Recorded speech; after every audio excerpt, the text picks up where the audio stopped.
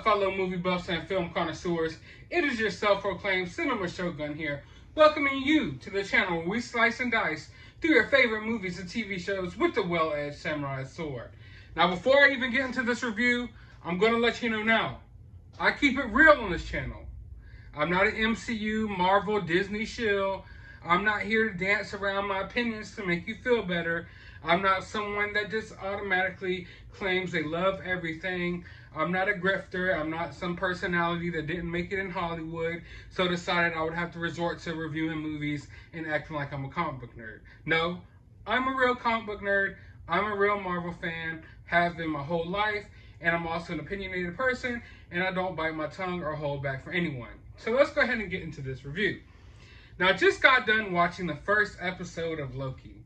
Right off the bat, one thing I noticed was this looks a little more cinematic than WandaVision and Falcon and the Winter Soldier.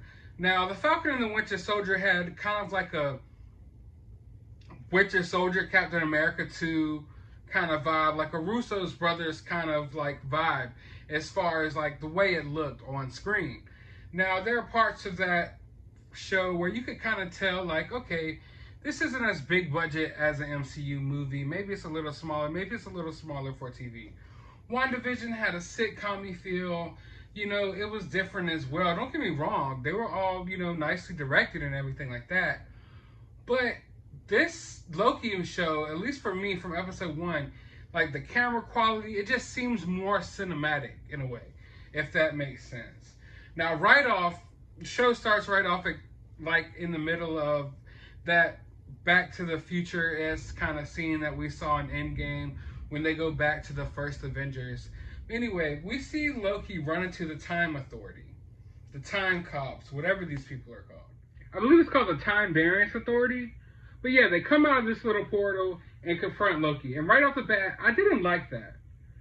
Because I feel like Loki's a bigger threat. You know, I think you need to put some respect on Loki's name. And all you did was send like 2 or 3 Time Patrol police after Loki. You know, Loki, the god of mischief. And they actually capture him very easily. And that's nothing. I did not really appreciate that. I felt like, okay, you could bring him in, you could capture Loki, but I feel like there should have been a little bit of a fight there, a little bit of a rumble, something, you know, like put some respect on Loki's name. This is one of the biggest villains in Marvel history and in the MCU, and I just don't think he would have been captured just like that. I'm sorry, there's a lot of thunder going on in the background. There's a big storm coming. But yeah, Loki just gets beat up right there in the beginning. Capture him just like that. Slight work, you know. So it kind of sets up that these time police are pretty powerful. Which is kind of odd considering they don't look powerful. They look like normal humans.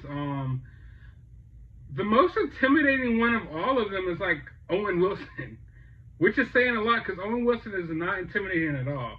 But if you would have picked out all of these different Time Authority people that they put in this show, I would say Owen Wilson's the one that I would view as the most physically threatening, which is kind of bad. But another thing, what's up with the CGI deserts, Marvel, at Disney, Lucasfilm? Like, what is up with all these CGI deserts in your movies? Can you not go on location? Can you not just go to a freaking desert and shoot a scene? Something about those desert scenes when they're in front of a green screen, it always seems weird to me. I don't know. So anyway, I'm not going to do a whole breakdown of every little scene by scene that happens in the show. I'm just going to nitpick things here and there that I did or didn't like. But another thing I did not really appreciate is Loki's supposed to be a god, you know? And he had no knowledge of this Time Authority. You know, Odin and Thor, none of y'all had any knowledge of this Time Authority, let alone they didn't even have knowledge of this big multiverse timeline war that went on that they actually referred to in the show. They basically, in the show, referred to something that's kind of like Secret Wars.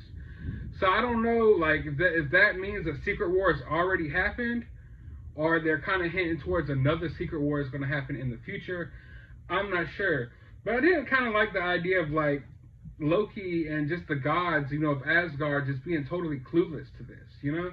I felt like Odin, that should have been like All right, if Thor and Odin and Loki is mythology for humans, I feel like the mythology for Odin and them should have been like, what about the multiverse war that happened thousands of years ago in multiple timelines? You know, that should have been like a little story passed down to Loki, to where when it was mentioned in the show, he could kind of recall back to when Odin told him about it as a kid. Something like that would have been a bigger payoff for me. All right, so I think the best part of this show, of episode 1 at least, is Owen Wilson. Owen Wilson was the best part of the show for me.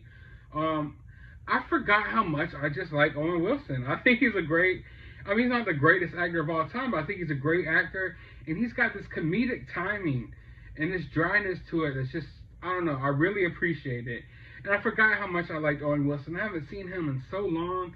I know he's had recent projects, but none of them look like anything I'll be too interested in. I believe the last movie I saw Owen Wilson in was like The Interns with Vince Vaughn. So yeah, I mean, it was really nice seeing Owen Wilson here. I really liked the dynamic between Owen Wilson and Loki. That for me was almost more buddy cop-ish than we got with Sebastian Stan and Anthony Mackie and Falcon and the Winter Soldier. I wanted to see a lot more jibs and jabber going on between Falcon and the Winter Soldier, a lot more quips and things that we really didn't get with that show. That show really took itself really seriously here, whereas I feel like we're going to get a lot of comedic things happening between Loki and Owen Wilson's character. But as I was watching throughout the show, I just kept thinking like, man, I've seen this before. And I couldn't quite put my finger on it. But then I remember this movie that came out when I was a kid. It's like a Nickelodeon produced movie. I think it was called Clock Stoppers or something. This is totally Clock Stoppers. Like, go back and watch Clock Stoppers. The Loki show is totally Clock Stoppers. Now, one thing that I really, and I know it seems like I keep naming things that I didn't like. Within the first 5 minutes of the show, the Tesseract was basically turned into a joke. The Tesseract was basically turned into a joke within 5 minutes of this show. And I'm just like, I didn't appreciate that, because this is something that was so powerful in the MCU this far. It's powerful even in the Marvel comics. And it was basically just like, hey, Tesseract is just a joke. Who cares? You know, and I was just like, what? I don't know. Marvel has this thing where it feels like it has to shit on like pre-existing characters or like stories in order to prop the new ones up, you know?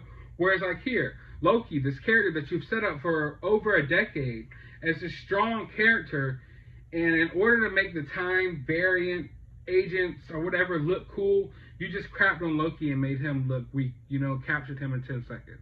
And you did that simply in order to make these people look more badass without having to build it up, you know? We don't know who this time variance authority is, but we know who Loki is. We know he is a force to be reckoned with, and yet they handled him slight work in seconds. You know, so he basically shit on the power level of Loki in order to make these people seem more cool. It didn't really work out for me. Marvel does that a lot, though, especially in the MCU. So, as I'm going through the show, like I said, it seems more cinematic, don't get me wrong, but I started getting kind of claustrophobic. I felt myself getting claustrophobic with the show.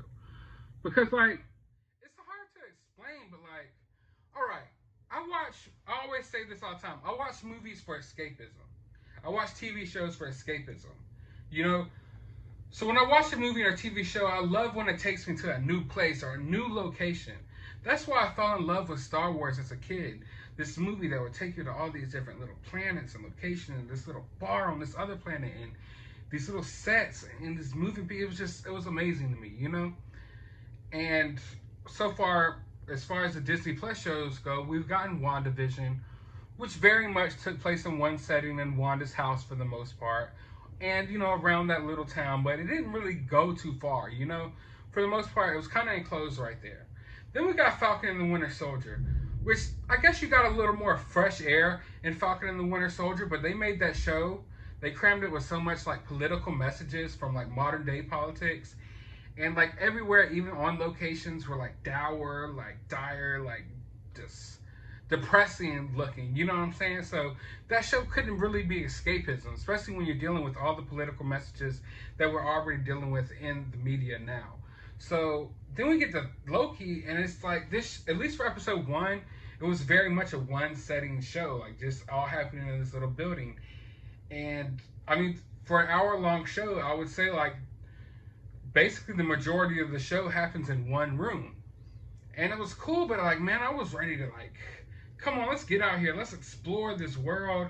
Hopefully they do it more. But yeah, for at least for this episode, I was definitely getting a little claustrophobic. Tom Hiddleston, you know, it's nothing on him, nothing against the acting or anything like that. It's just like I was ready to like, all right, move the story along. Enough sitting in this room showing highlights of the MCU that we already know. By the way, Tom Hiddleston did, you know, gave an awesome performance when he's crying, looking at, he sees his mother die, and they have to replay like his future that he hasn't lived yet, and all that sad and emotional. And it's like, okay, cool. But I kind of feel like these shows, at least these MCU shows, they're aware of like the online stands. And I don't mean like the fans of like MCU and Marvel, like me and like you watching this. I'm talking about the people with the cartoon avatars that like create fake relationships between characters and things like that, who focus on the emotional impacts of the show and things like that. Like they know that. They know that, and that's why they put those moments in the show. But okay, it fit, whatever, but I didn't really need that repeat. So far, I mean, sitting down watching it, it was okay. But as I sit here and like formulate my thoughts about it and talk about it, I'm kind of just feeling like I don't know about this first episode. I'm still intrigued. I'm intrigued to know what's going to happen and where it goes. But as far as just judging off of this one episode, if we're just judging off of this one episode, I don't know if I really like it right now. I'm not really sure if I am digging the Loki show right now, because for the most part, all it's done so far is basically come in and crap on the MCU. I mean, look, at one point they open a drawer and there's just Infinity Stones laying in there. Hella Infinity Stones. And they even reference that, oh yeah, people around here use them as paperweights. And it's like, once again, you're shitting on, you're like going so far as to shit on your own, like, you're shitting on your own story in order to make this story better, more, you know, or in order to make these people look cooler or more powerful. The Infinity Stones. What the whole MCU has been based around up until this point, you know? From the first Captain America to Endgame, Infinity Stones. That's what everything's been about.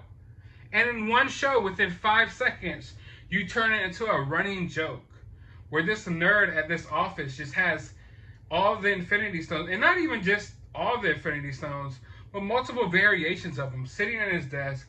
They mean nothing. They're worthless. They just crapped on the MCU. Like, I don't know how I know a lot of people I saw online were like, yeah, oh my God, that was funny. That was cool. Why? How? For a cheap joke about an Infinity Stone being a paperweight, you shit on the whole MCU? Like, I've invested 10 or so years into watching this movie to watch these Infinity Stones be collected, for it to change the MCU forever. And just like that, the Infinity Stones are nothing more than paperweights to the Time Variance Authority, because, oh my God, Owen Wilson's the most powerful freaking person in the universe. You know, just because he has a little watch that can reverse time. By the way, that whole little reverse time thing with the little watch gets played out in this first episode. And I know that they're going to go back to that 1,000 times. In fact, I could guarantee half of this show would just be them going back and forth on time with their little watch. Whenever something bad happens, they'll go back in time. Whenever they're fighting, they'll pull out the watch, they'll go back in time. It happened like 74 times in the first episode. Already done with it. It's already played out.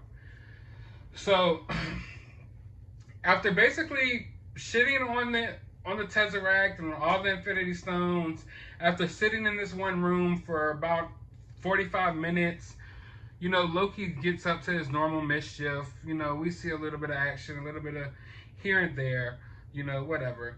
But at the end of the show, we realize, you know, because I was wondering, who's Loki going to be up against in this show? You know, like, I know Loki's got captured by the Time Authority. Is he going to be against the Time Authority? Is he going to be trying to rise against them? Like, what is this? Who's going to be the antagonist? Like, what's going on here? And lo and behold, it looks like they went and got this Loki to take out another Loki.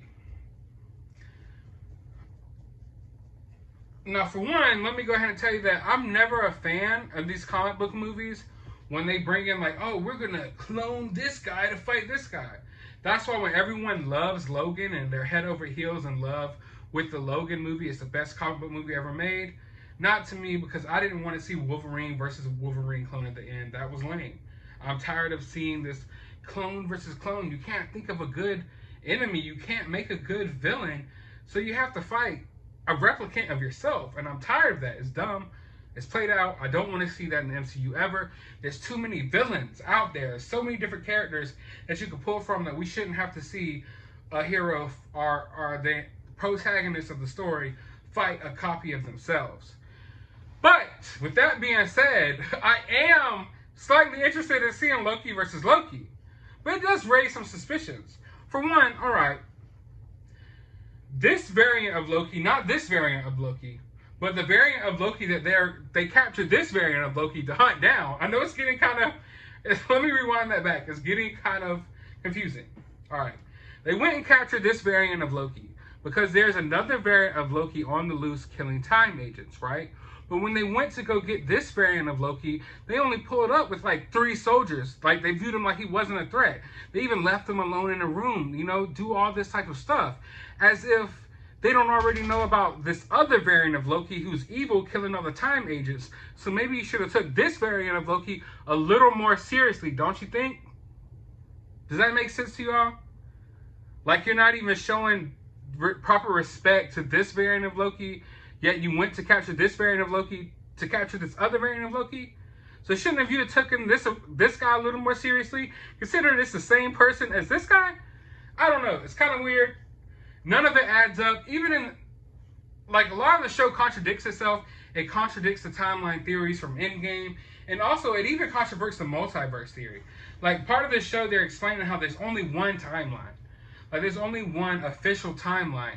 And basically, these time variant agents are out here trying to make sure that that timeline stays the same. That's why they had to capture Loki, you know? So if that's the case, then it kind of is like, okay, well, there is no other alternate timelines. There are no other alternate multiverses. I was thinking that the multiverses already exist. You know, we've already had a multiverse war, they said, but they corrected all that, and now everything is down to just one timeline, one universe. You feel me? So now I'm guessing something's going to happen within the show that he opens up the other timelines get messed up, and then we're going to have the multiverse of madness. Because right now, at least as far as what the time variant agency says, there is no multiple timelines. There are no multiple universes. Everything is condensed to one, and that's why they're here to keep it condensed to one. But I don't know. It's confusing, I understand, but overall, I want to be excited about the show. I want to be pleased with this show. But as far as episode 1 goes, I mean, it's got me interested to see more. But judging just by this one episode, it was kind of boring. Not much happened. And the only things that did happen was they kind of shit on everything that MCU has set up thus far. But I want to know what you think. And what did you like this episode? How do you feel about the Infinity Stones being turned into a joke? I'm really kind of upset about that. But let me know your thoughts about all that down in the comments below. While you're down there, hit that thumbs up button. Hit that subscribe button. And as always, I want you to find some time out of your day to go watch a movie.